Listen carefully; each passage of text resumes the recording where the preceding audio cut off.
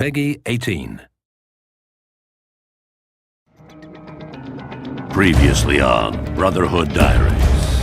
Assassin's Creed Brotherhood starts off at exactly the moment that Assassin's Creed 2 ended.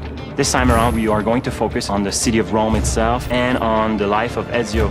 Ezio is much older, he's wiser, and he's about to become a leader of the Assassin Order. By ascending through the Renaissance Church, the Templars seized control of Rome and made it the heart of their hidden empire. Now its citizens live in fear and poverty, but hope will arise as a brotherhood is born. Welcome to Assassin's Creed Brotherhood Diaries. In Assassin's Creed Brotherhood, Ezio's villa is attacked and destroyed by Cesare Borgia. After Ezio's villa is destroyed, he journeys to Rome to rebuild the Assassin's Order and strike at the heart of the Templars. Rome was completely decrepit. People were poor, people were starved, they were scared, they were being bullied all the time. Rome was not the jewel that we know today or even thought it would be at that time. The city of Rome was truly the center of power and corruption at the time.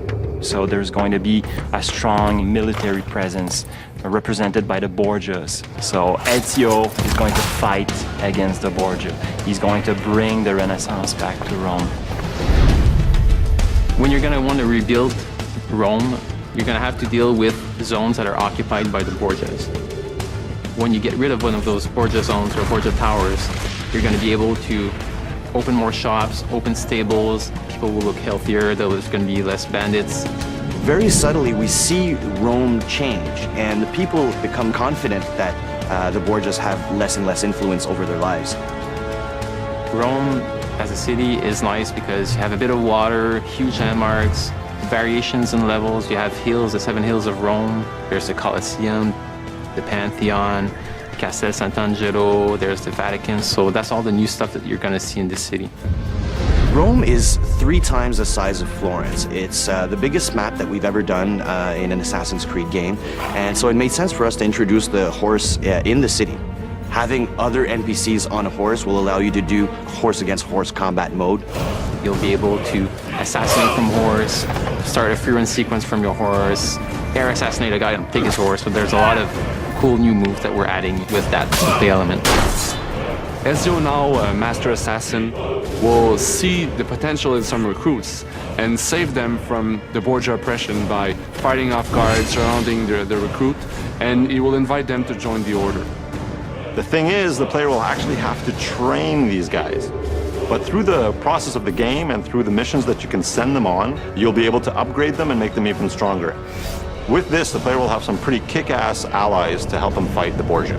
But you gotta be careful because they can die. And once they're dead, they're gone forever.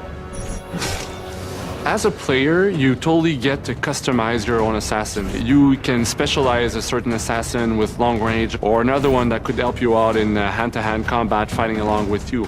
Like the coolest thing I ever saw was I was in a big fight. I called my Assassin's Guild. They came in, they took out the guys. Next thing I knew, they threw some smoke bombs, which then allowed me to finish off the guys, and then they ran off. It was brilliant. Once you see them in action, your jaw's gonna drop. Next on the Brotherhood Diaries. You get to kill somebody with a sword, and then you get to shoot his head with a gun. That's pretty violent. Ezio is facing his toughest foe ever, Cesare Borgia.